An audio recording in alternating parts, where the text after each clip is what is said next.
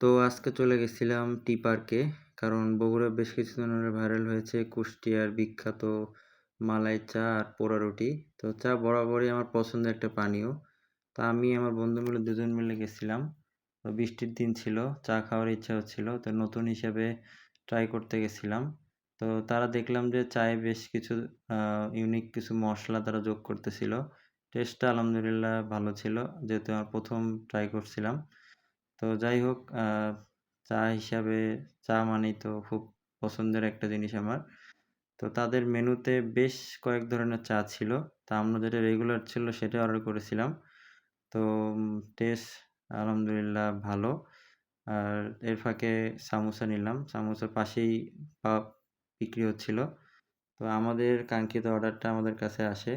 তো মাটির পাত্রে, মাটির কাপে যেহেতু সার্ভ করা হয়েছিল এবং দেখতেও সুন্দর লাগতেছিল এবং যখন চায়ের মধ্যে ভিজিয়ে খাচ্ছিলাম সেটাও টেস্ট একটু ইউনিক ছিল।